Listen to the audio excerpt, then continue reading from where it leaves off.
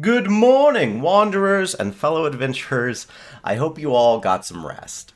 Today, I thought it would be a lot of fun to go through and show you guys a part of the game development process that you don't see very often, which is the designing part of designing and developing video games. Behind me here, I've made a large document slash infographic specifically for you guys, and basically what we're going to do is we're going to talk about all of the designs and aspirations that are going into the project and game that I teased in the last video. I do imagine that this is probably going to be pretty lengthy.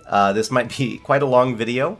But there's some interesting stuff here. It's fun to talk about. It's certainly my favorite part of the process. It always gets me really excited. So my advice is pause here, grab a drink, kick back, relax, and we're just going to talk about design point by point for this project that I'm working on. So let's get to it. Alrighty, for the time being, double-sided is what I've been calling the game. That's just because in the files I needed to name it something. That was the first thing that came to mind, and there's been no further thought put into it. So it's not official or anything, but this is the double-sided project. And it's all based off of a core idea that I pulled from an old playground game called Trench Ball. And the idea, in case you missed it, is as follows, right? There is, in an online multiplayer format, right, some kind of objective that everybody is trying to accomplish. As you play around and trying to accomplish that objective, you can eliminate other players.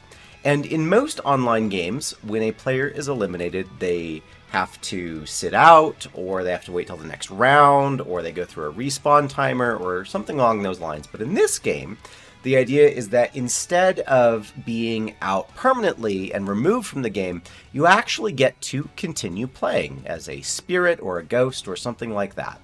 And these sort of spirits, they can interact with each other, of course. They can interact with players who are still alive. The only real rule here is that they can't interact with the objective. And that is the base idea of double-sided. As a first sort of note about design, whenever you begin working on a project like this and you have your first idea, it's important to know that an idea isn't particularly useful or valuable. There's a statement I've heard so many times, and it is very true, that there's no space in game development for idea men. What you need to be capable of having when you have an idea is you need to be capable of looking at that idea, sort of analyzing it and thinking out the repercussions and consequences of and implications of that idea, turn those into actionable steps and goals and plans, and then be able to carry the development through those goals and plans until you end up with a final product at the end. Game design is about specifically taking an idea and turning it into a reality. If you just have an idea, at the end of the day, all you have is an idea. So taking what we have so far, we need to start expanding on it, asking questions about it, on trying to build upon this and answering as many things as we can and coming up with a roadmap for how we're going to do this. So having said all of that and looking at this base idea here, I can tell you already that I see an immense problem with it, right? And the problem basically comes down to this, is if you've got an objective, and that objective can be interacted with by players, okay? And when players die, they turn into ghosts. What happens if all of the players eliminate each other? What happens if there's like a double knockout situation? Or what happens if just every other player except for one is dead? If the whole idea is that they cannot, or ghosts cannot interact with the objective, you're going to end up with this situation where you have a lot of people who are waiting around with something that they can't do, which defeats the purpose of continuing to include them in the first place. So this idea, as it currently stands, is not enough. We need to evolve it a little bit here. Goodness. There we go. That's Control Z. So how do we evolve this idea? Well, I redrew the sort of interaction chart to really label everything out. And originally, this wasn't here. There wasn't a way for ghosts to return back to the world of the living. And the thing is that when you look at all of this, you realize that it's a very necessary component, right? If you can turn into a ghost, but then a ghost has no way to further the objective, there needs to be some option for that to happen in order for the game to continue. And I did play around with the idea at first of ghosts maybe can interact with the objective.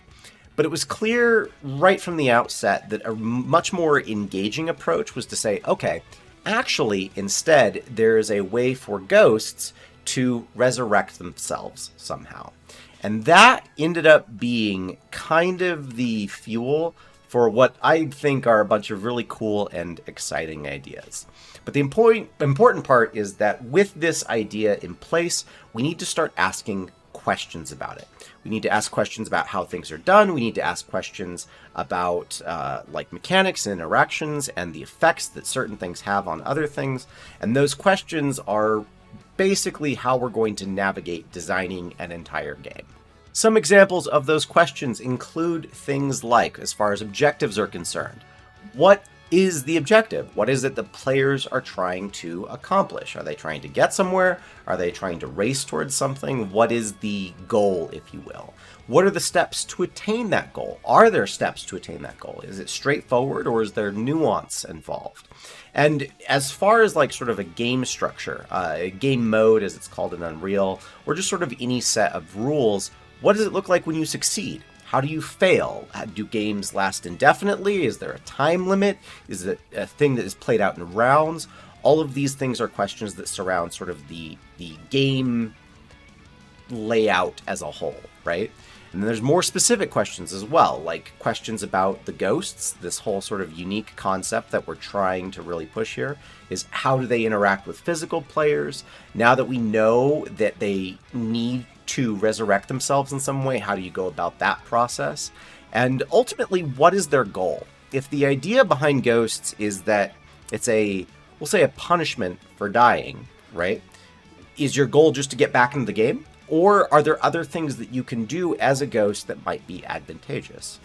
And then, of course, for players, we have just all the default questions you need to ask for any sort of game.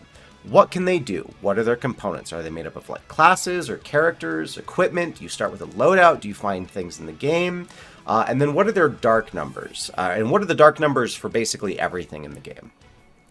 Dark numbers are a design concept that I use. I don't necessarily know that I heard this from anybody in the first place, but when you're making something, right, I don't know how much health a character is going to have. I don't know how much health a character should have, or how much damage they should do, or how long things should take. But I have a good understanding of a bunch of sort of mathematical patterns. Normal distribution, exponential growth, additive growth, these sorts of things. And so what you can do is you can go through a character and you can basically make, they're called dark numbers because they're shots in the dark, right? Is say, this should be an exponential thing. This should be a normal distribution. This should be some other mathematical thing over here. So I have to go through the entire game and basically lay out these mathematical patterns, these shots in the dark, and say, this is the baseline for how everything might function, and then we'll make adjustments after that. So what are the dark numbers for everything in the game? Anyway, these are all questions for design and basically how everything is supposed to work. And the most important part, going back to what I said about design a moment ago, is that an idea is not enough. It's not enough for you to ask these questions. You actually have to have numbers and answers to all of these questions. That's the hard part of design, is saying like, I think we need to start here and work our way through this process one step at a time. So that's what the rest of this video is about, is just talking about what are all of the numbers and concepts that have to do with answering these questions. I thought a really good place to start answering those questions for myself when I began designing this was with the spirits, right? And you just make some initial observations about these spirits. Again, becoming a spirit is the result of dying, being eliminated by another player in the game, right? And so in that regard, it's kind of a punishment. But what's interesting about becoming a spirit is that it's the result of, we'll say, taking damage, right? And it's the maximum amount of damage. Like, you've taken so much damage that you are now dead, right? And now you're in this state where damage shouldn't necessarily apply to you anymore. So whatever it is that ghosts do, it exists completely outside the world of damage.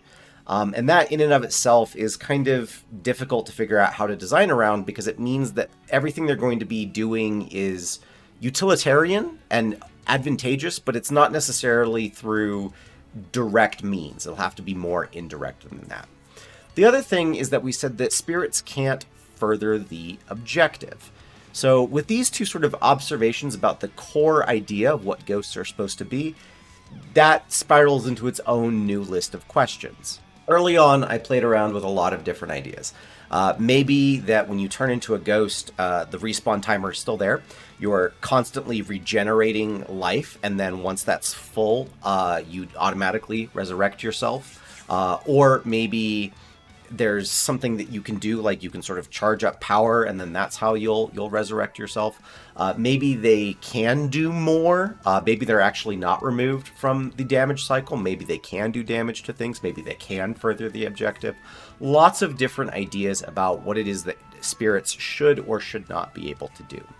But after essentially just a lot of new questions, specifically about spirits, I came to a fun and interesting set of statements about how I felt spirits should be implemented. One of the first ideas is that spirits should interact with their own unique resource, something that only spirits care about. And for now, I've been calling that essence. The second thing is that, again, you've got the objective and you've got players interacting with that objective. When you die, you're sort of removed from that. There's a layer of separation there. To make sure that spirits are still included in sort of the goings-on of the game as a whole, it was important that the way you get essence is somehow linked to the area where the objective is happening, right? You don't want to have it be a situation where you're already like have a layer of separation between you and the objectives of the game, like the overall goals, and then those send you out to the boonies totally alone to do nothing particularly important. It's important that all of the attention and focus was centered around one thing. And then lastly, that this idea of essence is something you can use to either get yourself out of spirit form or to do powerful things in spirit form, right?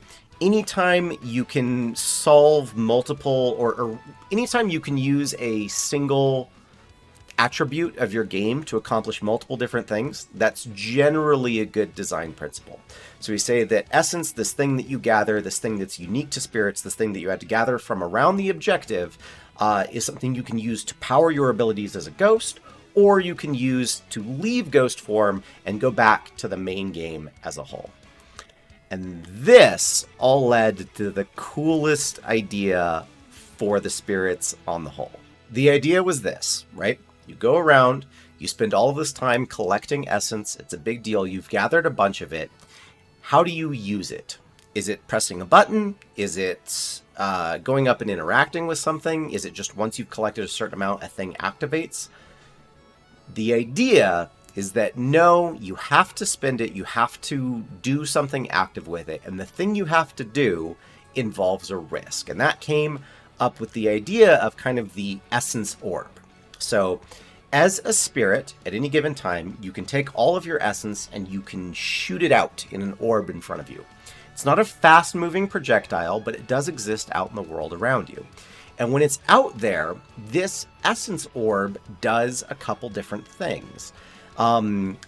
Most importantly, it is, the idea of it anyway, leaning really heavily into like the ghosts and ectoplasm kind of idea, is that it is a ball of just pure life essence. So one of the first things that it can do is it can actually heal the living players. So if you collect a bunch of essence, you can heal your teammates with an essence orb. But, and this was the idea that kind of influenced everything that's a lot of... I'm just so excited about this.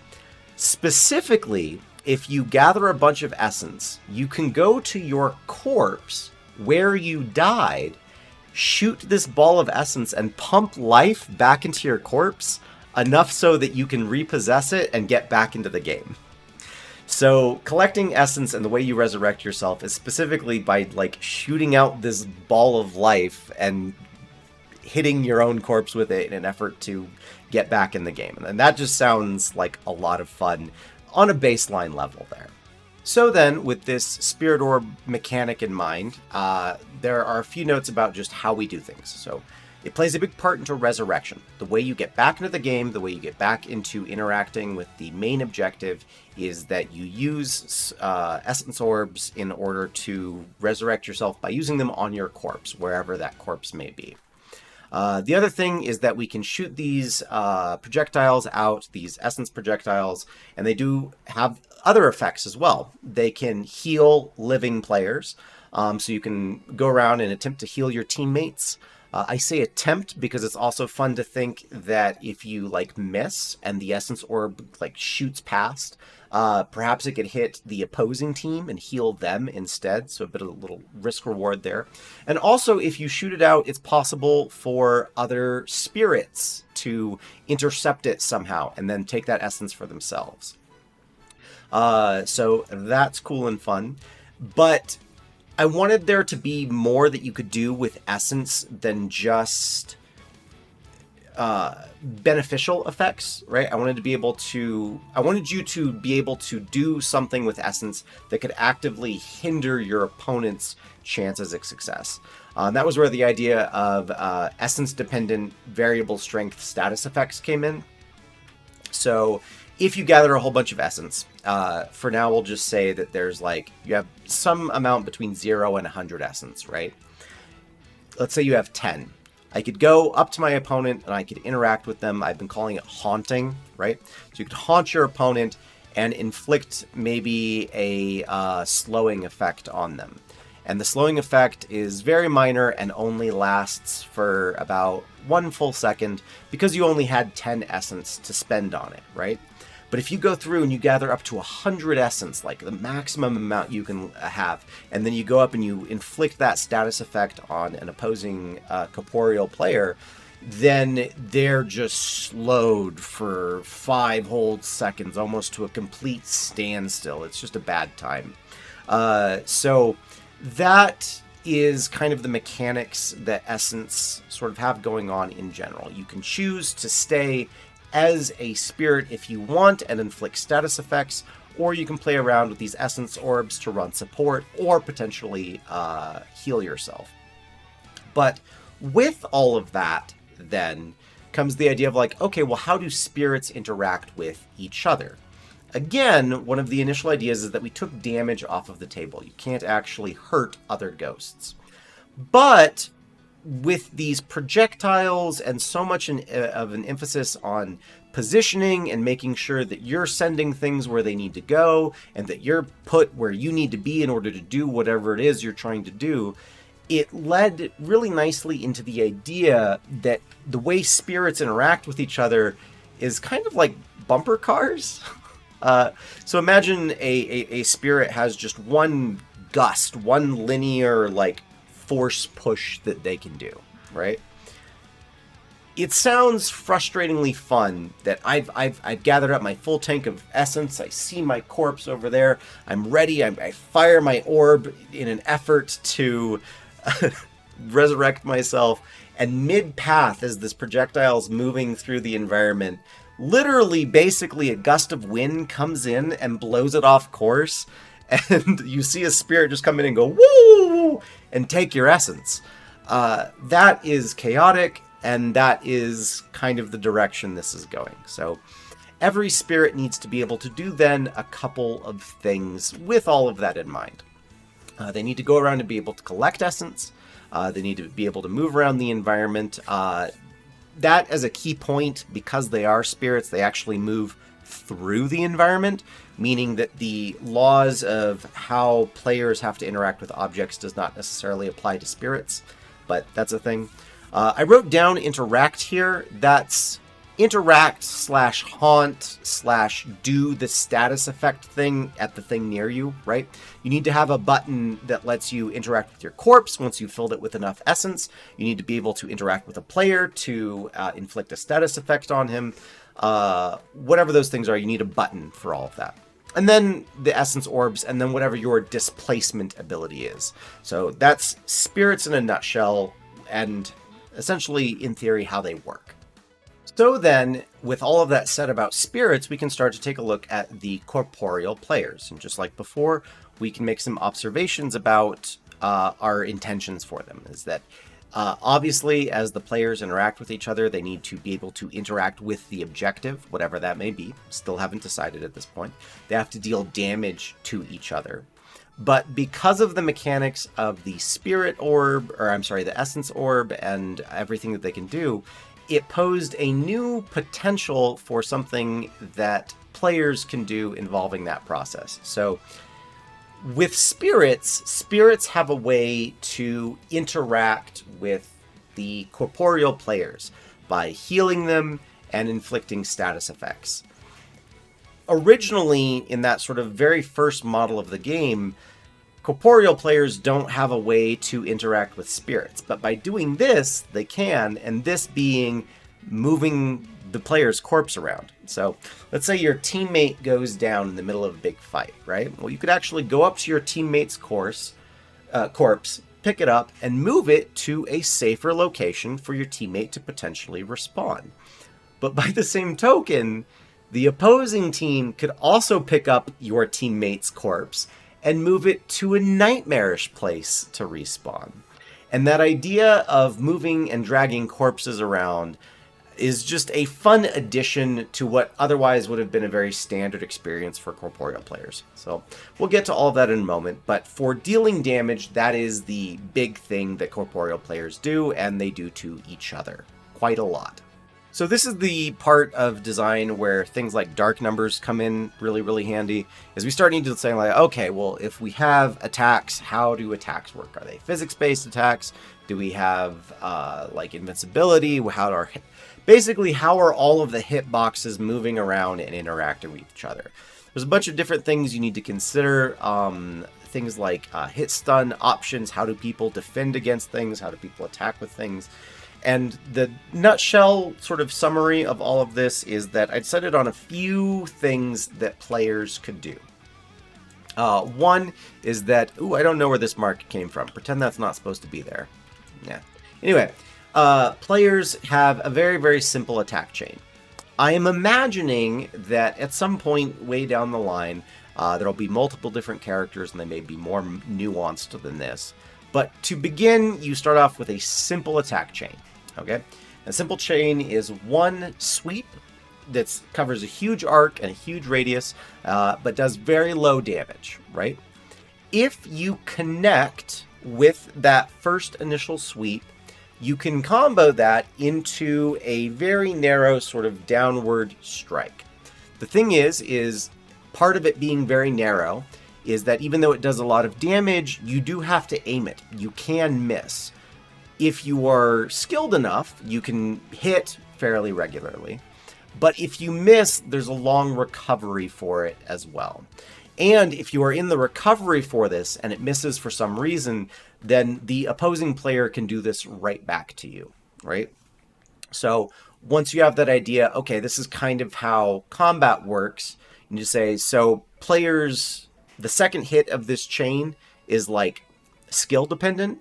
Is there something that the opposing player can do to sort of answer the first option?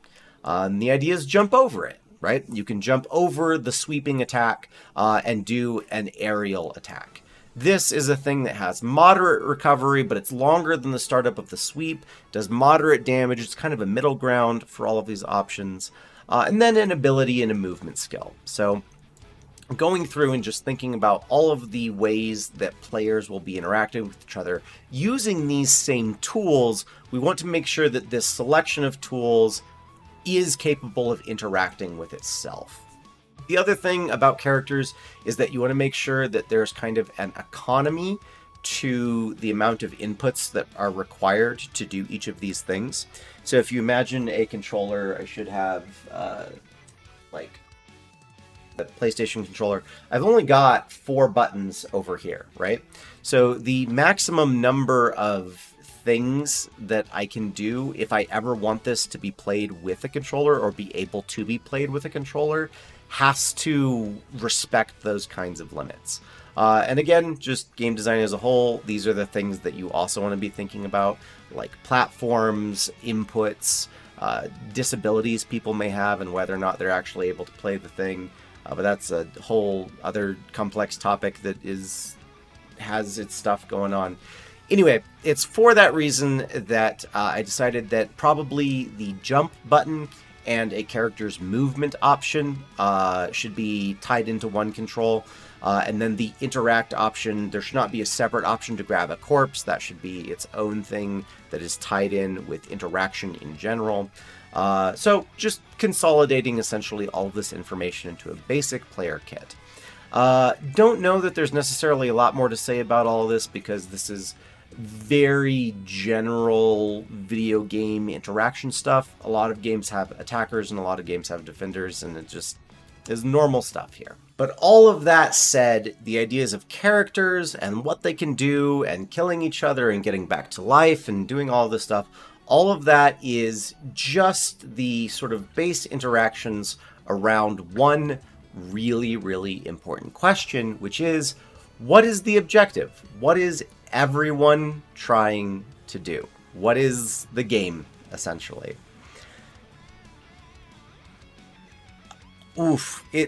This is hard, right?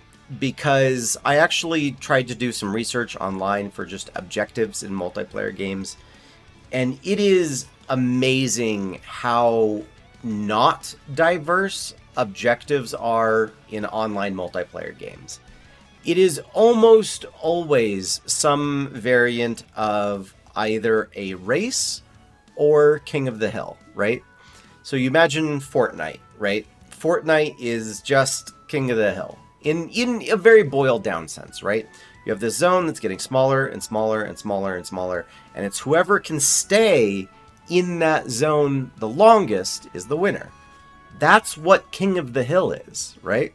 And that's true for Fortnite. That's true for PUBG. That's true for Apex Legends. Other options include things like Overwatch. Overwatch is also just King of the Hill, right? So there's these control points, these little areas that you need to defend. And if you are really lucky, there's an escort the payload map, which is just King of the Hill, except the hill moves, right? So it is the alternative to that, I'm sorry, before I even talk about that, the alternative is like just classic deathmatch, right?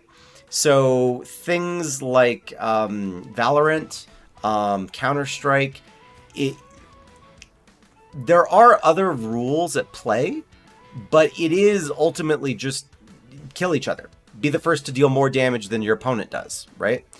And it is mind-boggling how many games just all adhere to these few simple sets of rules. So in creating the objective for this game, there were a few key things I wanted to do. So one is it should be team objectives. There could be multiple teams, and by multiple teams I mean more than 2. But I really didn't want to do a variant of King of the Hill, and I really didn't want to do a variant of deathmatch style thing. And specifically, and this was one of the challenging parts, I also wanted to have a mechanic or something about the objective that interacts with this whole spirit thing we going on. That's the whole cool part about it, this idea. So I want an objective that interacts with spirits, an objective that interacts with the corporeal players, and that is not something that you've all seen 1,000 bajillion and a half times. So how do we come up with an idea like that? Ooh boy, I go to one of the places that I go for a lot of inspiration, which is playground games, old playground games. And this is a small list of playground games. It is amazing how many games we have invented over the course of human history that you just don't find in video games hardly at ever. Now, granted, even though some of these I've listed are like classic games, I probably don't think about them in the way that you might imagine. And one of my favorite examples is right here, which is musical chairs, right? Musical chairs is a game where you have a selection of maybe like 5 chairs, but you have 6 players. The players all dance around these chairs, waiting for the music to stop. When the music stops, everybody needs to sit down in a chair, and whoever does not have a chair to sit down in is out for that round. Then you reduce the number of chairs by 1, and you keep playing until there's just 1 person left. That is musical chairs. But as a designer, what we're looking at is more about the concept as a whole of what musical chairs is. And the important thing about musical chairs is just that there are more players than there are resources. And that's the conflict. There's conflict there because you have more people than you have resources to provide to those people. There is an inverse to that game type called Manage More, where you have more things that need to get done than you have people that can accomplish them. But anyway, long story short, I realize I'm rambling. Looked to Playground Games for just a number of examples and inspirations for what the overall game type might be. From this list of Playground games, I chose a few that I felt were particularly interesting and particularly rare in the landscape of video games. One of them, musical chairs. Obviously, I just talked about it. There was some interest there. Another one is King's Crown. King's Crown is a game that takes a lot of different forms, but the general idea is that you have one player that is particularly important and has something about them that can be stolen by the other players, and that is King's Crown, and scavenger hunts, the idea of having to actually go out and find something. So with those core ideas and a lot of brainstorming and just thinking about the mechanics that we have with players and how they interact with each other and dying and all of that, there were a few ideas that came to fruition. The first goal, and the goal of every game as a whole, is that you are trying, all of the players are trying to collect 2 blessings from the Great Spirit. Again, they're calling them blessings for the time being. That could change over time. Same thing with the Great Spirit, but there is a thing that you are trying to collect something from, right? 2 being best 2 out of 3, right? In theory, one team could collect 1, the other team could collect the other, and then it's whoever collects the third one is the winner, right? Rather than it being a one and done type situation. That may be a better game mode. It might mean games are tighter and more concise that way. Something that we'll play around with. But for now, the idea is that you have to collect 2 things from an NPC, an entity on the map, and then that is how you win. But let's talk about things. Since it's a spirit that you're trying to collect these from, you've got kind of a situation going on. Dead players, characters that are themselves spirits, can see this spirit that you're trying to go collect these things from. But again, because they're spirits, they cannot interact with it. So already you have some strategies involved, right? Like maybe we make sure that one person on our team is a spirit at all times so that they can keep tabs on where this objective is. But that means that just in any kind of fight or confrontation, we are basically down a player, right? Living players cannot see the Great Spirit, but they can do something to enable them to see it. And that is that they accept a curse, right? Cursed players can see the dead. Classic trope, love it. When you're cursed, you can see both dead players and the objective. However, when you are cursed, you have a very specific negative effect. This is the King's Crown idea coming in. You take way more damage than anyone else, right? So, If we've got multiple people on our team, we could say, all right, one player stays dead and they go find the person. We could say, oh, another player gets cursed, right? We could all take a curse if we wanted to, but then we would take more damage. And even though we could spread out to find the objective faster, we would be in a situation where we'd be much worse in a fight. And only cursed players can actually get the objective token, if you will, from the Great Spirit. And then it's with that you have to get cursed, get a blessing from the spirit, and then take the spirit or the blessing back to a sort of goalpost. But the person carrying that token or blessing, if you will, it can be dropped. You can actually defeat that player, intercept them, and then pick up the token for yourself, and then take that to your goalpost instead. But again, it's only players who are at a disadvantage of being cursed that are able to interact with this thing. So the idea is as follows. You have a bunch of players who are trying to locate a dead spirit somewhere. In order to do so, they either need to be a spirit themselves or they need to be cursed. Cursed players can interact with this spirit, and when they do so, they get a blessing, a token, a carryable thing that they need to return to their goalpost in order to score the first point. However, because of their curse, they take a lot more damage. It's much easier to kill them. And if they are killed, they drop this token, which can be picked up by either team as long as they're cursed, and then carried to a different goalpost. And that's the game mode. That's the idea of it as a whole. There is more nuance and more sort of mechanics that are packed into this. The idea is that the Great Spirit is something that wanders the map. It is not in a static location. You do have to go out and find it. And specifically, it runs from people who are cursed, right? So when you are cursed, it's not as simple as just going up and like, hey, I found it and I interact with it. You actually have to catch the thing.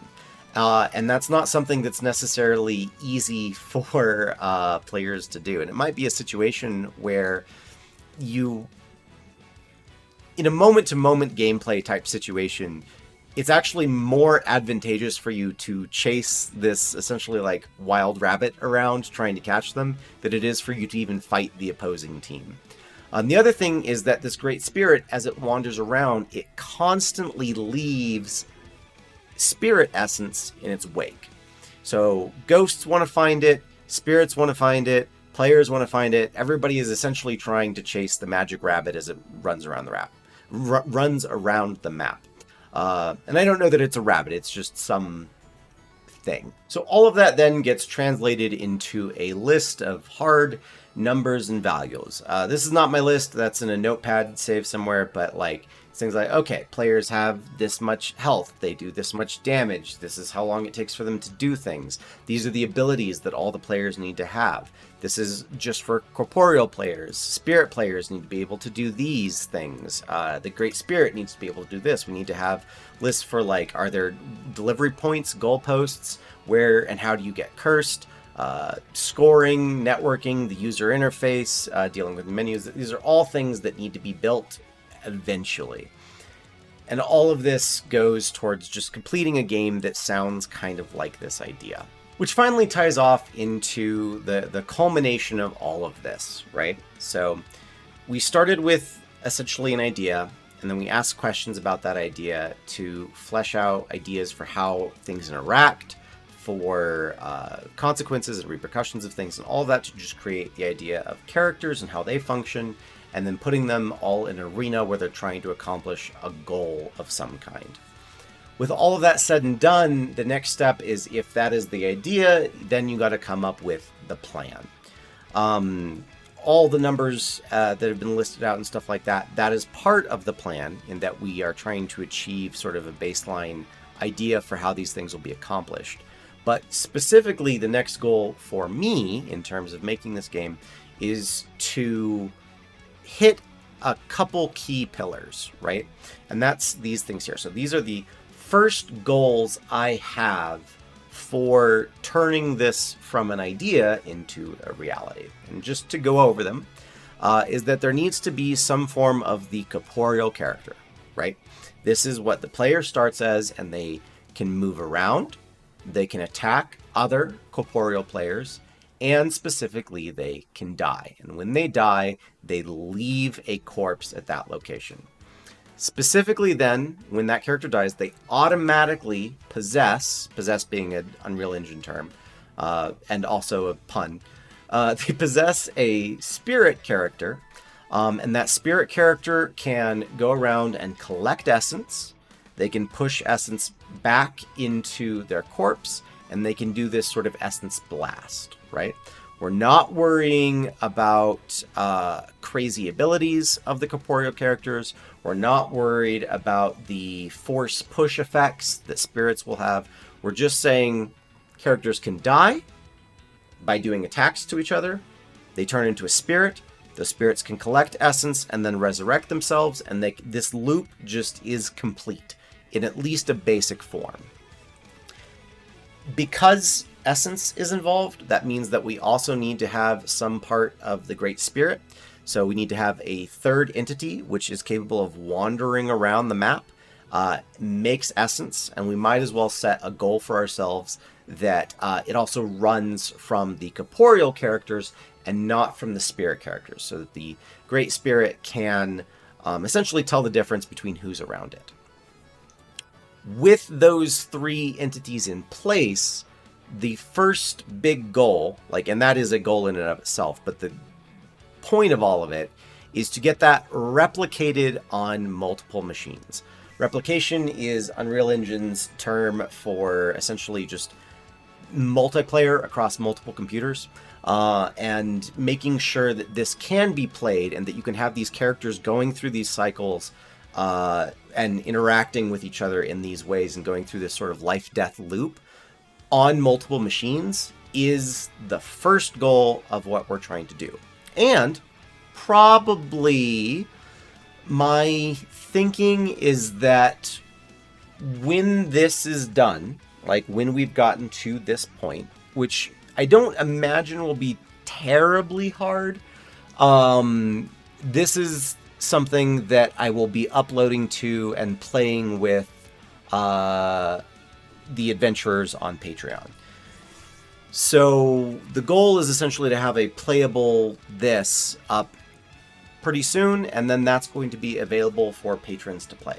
At some point not long after this, I might put this up on Steam and try and get that integrated, and then we'll just take it from there. So I realize this is just a huge information dump on stuff that, again, doesn't exist yet, but this is the plan and sort of where my head's at for this game that I'm making. So I hope you enjoyed. Please, if there's anything any comments or questions, leave them down in the comments below. I always enjoy reading what everyone has to say. And this is the game that I'm trying to make, so we'll see how it goes. Until next time, I hope you guys get some rest and have a good evening, and I will see you guys in the morning.